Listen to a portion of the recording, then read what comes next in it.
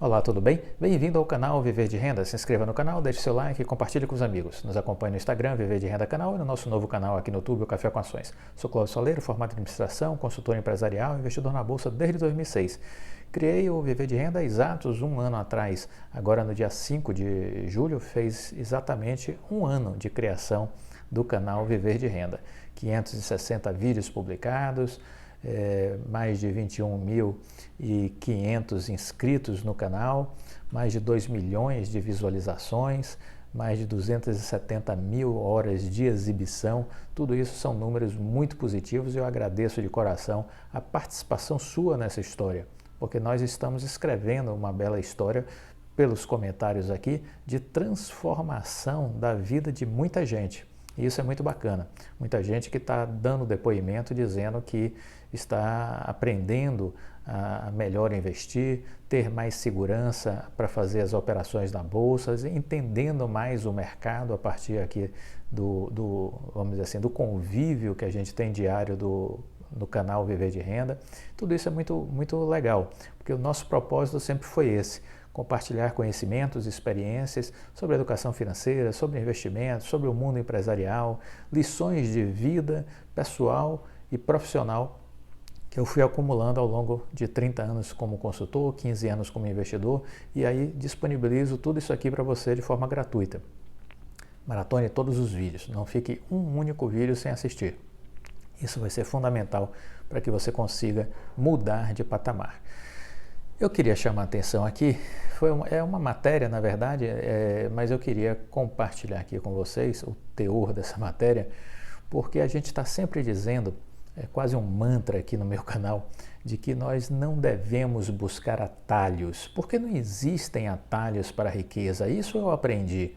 Então eu repito sempre isso aqui para que vocês internalizem, porque eu sei também que muitas vezes a gente fica movidos pela ambição, pela ansiedade, pela pressa, acreditando que a gente pode mudar de vida da noite para o dia. Isso não existe.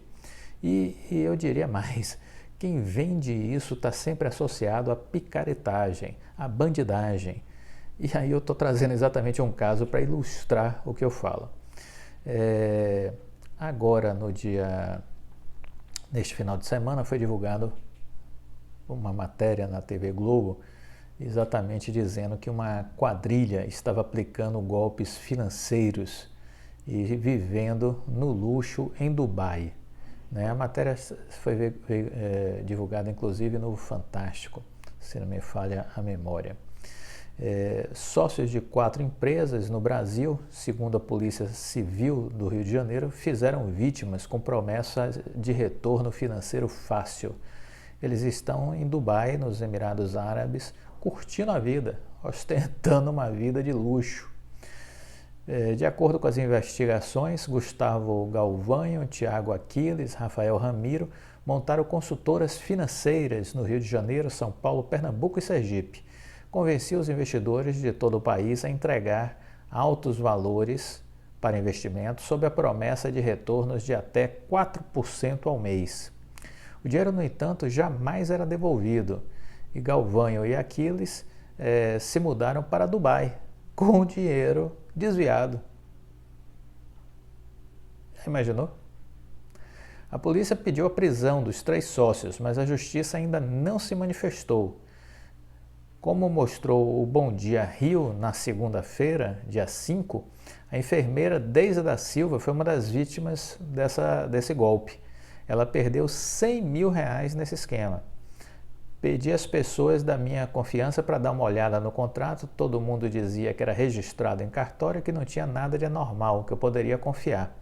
Segundo ela, os golpistas lhe prometeram retorno mensal de R$ 2.500, mas nada foi pago.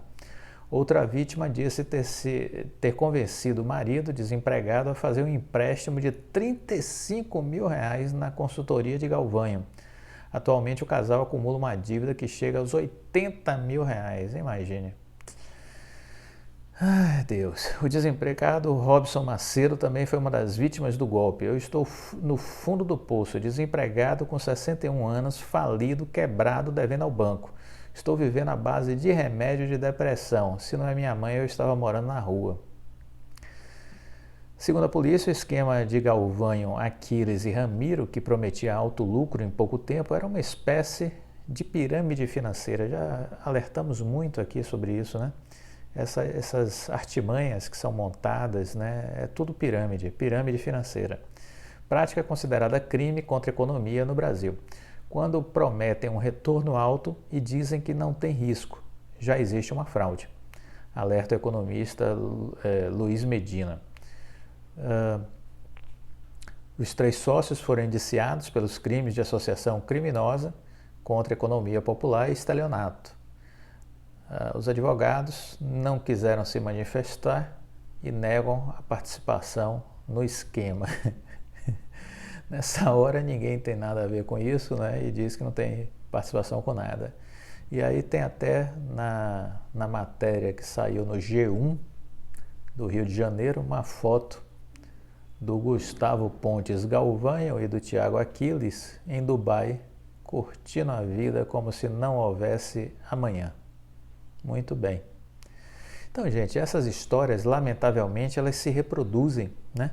Elas estão sempre acontecendo. E a gente precisa entender que isso tudo é picaretagem, que isso tudo é bandidagem, né? Então, muito cuidado. A internet hoje é um território livre para práticas criminosas, né? Pessoas sem escrúpulos que montam enredos, histórias mirabolantes, prometendo ganhos fáceis.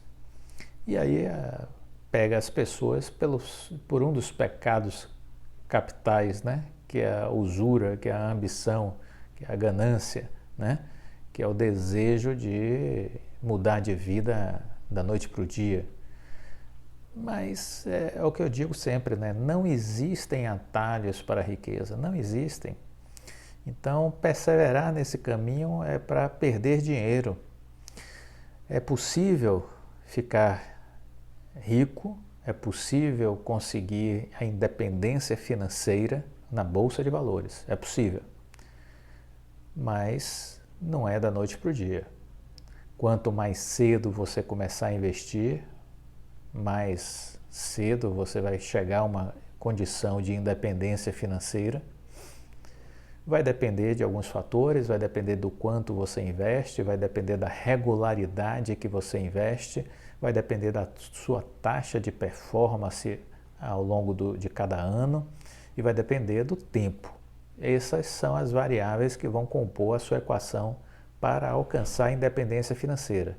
É possível chegar lá? É possível, mas você precisa ter conhecimento, precisa ter preparo, precisa estudar, precisa fazer a sua parte, dedicar seu tempo, sua energia para se aprimorar, para ter acesso a essas informações que são importantes para a sua escolha, para a sua construção de estratégias, para fazer as coisas certas, né? E ficar longe dessas picaretagens, entendeu? Na hora que aparecem essas quadrilhas aí com fachada de coisa séria, isso tudo aí prometendo que você vai ficar rico da noite para o dia, isso tudo pode ter certeza que é sinal de banditismo, sinal de bandidagem. Esperemos que, de fato, a justiça seja célere, né, nesse caso aí, e que esses caras sejam presos, né, que seja emitida uma ordem de prisão e que eles sejam presos, que eles estão debochando da justiça e de suas vítimas, né, lá em Dubai, dando uma de shake, né, de marajá, curtindo a vida com o dinheiro dos outros. Veja você, que situação, né? Vamos torcer para que a justiça seja feita, né? A justiça dos homens, que ela seja feita. Bom, queria também aproveitar esse vídeo de hoje e repercutir com vocês uma entrevista do CEO da Qualcomm, Cristiano Amon. Ele é um brasileiro que assumiu agora, dia 1º de julho, a presidência da empresa americana Qualcomm, que é fabricante de processadores, né, de celulares, modems para 5G. É uma grande empresa nos Estados Unidos e é um brasileiro que assumiu a presidência exatamente agora no dia 1º de julho. E ele deu uma entrevista para o site Link, eu queria repercutir um pouco essa entrevista porque ele fala sobre o leilão do 5G. A repórter pergunta, por que o senhor para o senhor, o que representa esse novo cargo na Qualcomm? Muda alguma coisa? Aí ele respondeu, eu continuo sendo a mesma pessoa. Obviamente é uma responsabilidade enorme, é um privilégio assumir a posição de CEO dessa empresa americana, a qual já trabalho há muito tempo, né? Justamente no momento do 5G, pelo qual a Qualcomm passará a ser relevante em várias indústrias, além da telefonia móvel. Vamos ter a oportunidade de diversificar a nossa empresa e crescer através dessa expansão de tecnologia que vemos hoje, com a digitalização da economia. Temos feito isso desde que assumi a presidência em 2018 e uma das missões foi criar várias unidades do negócio, crescendo a divisão do setor automotivo, de internet, das coisas. E agora, como CEO, eu quero levar essa ideia adiante nesse momento em que o 5G se torna um ingrediente essencial para a economia digital.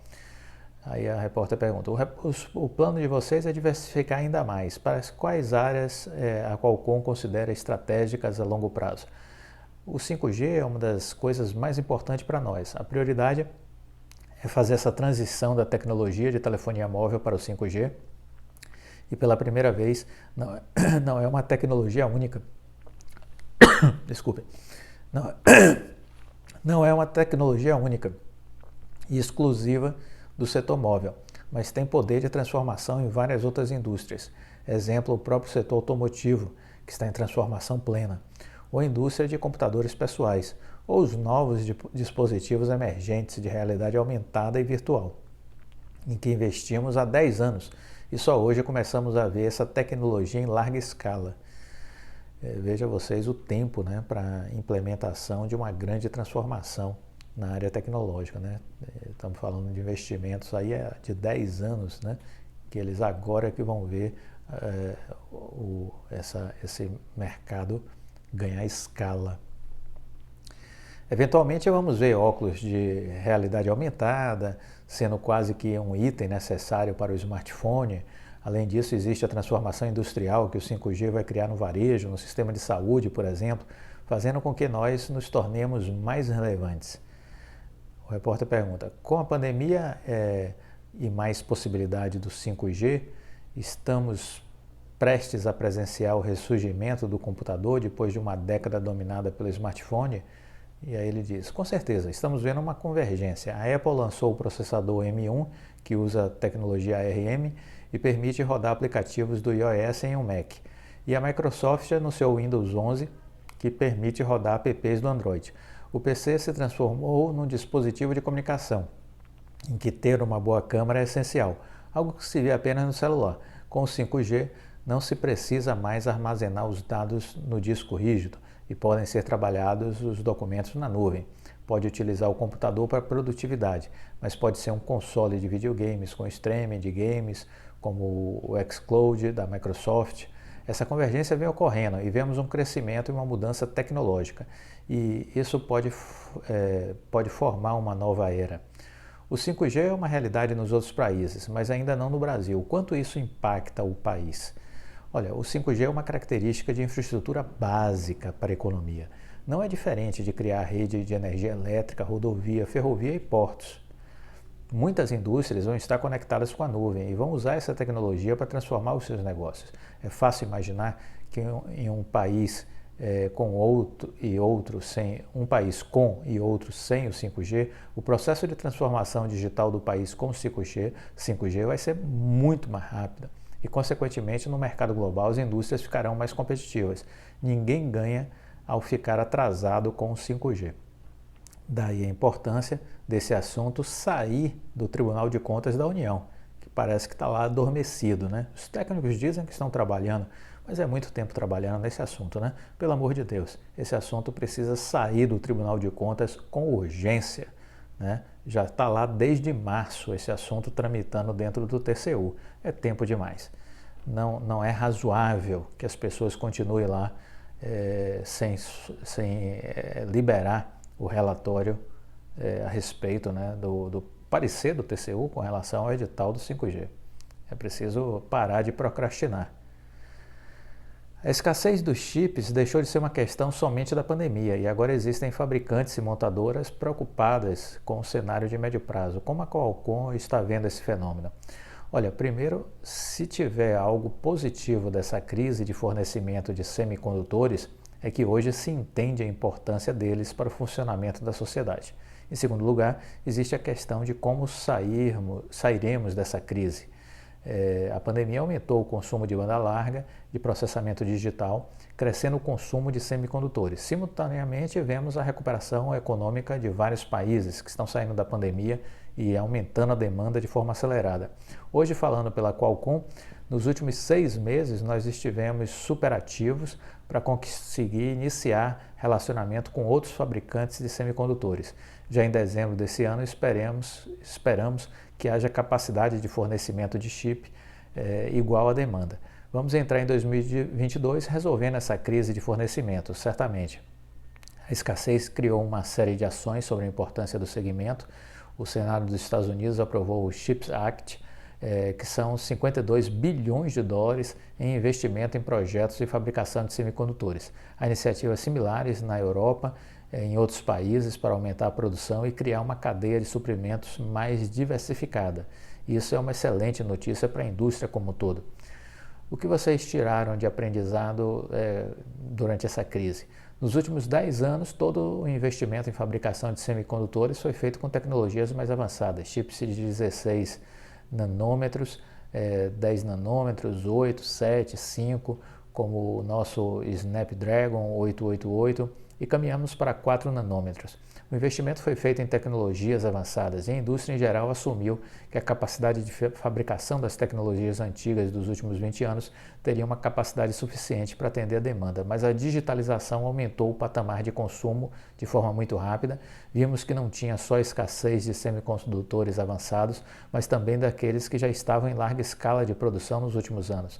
Daí notamos a necessidade de investir em várias tecnologias, não só as de ponta, porque existem semicondutores desde para aparelhos analógicos e até para gerenciar baterias de carros elétricos. De certa forma, foi uma lição para a indústria. Não era só importante a tecnologia de ponta, mas também a capacidade de produção robusta em toda a cadeia de tecnologia vigente. Então veja aí também as dificuldades, né, de como enfrentar essa digitalização que aconteceu, né, porque a pandemia levou a essa demanda digital de uma hora para outra, intensificou muito isso, e isso acabou gerando um problema para a indústria que não estava preparada para essa velocidade com que a coisa acabou se processando no mundo inteiro, né? Então vejam como é complexo o mundo empresarial e como uma coisa provoca outra, né? Então a gente olha assim, os problemas da pandemia estão mais setorizados, setor de comércio, serviços, né?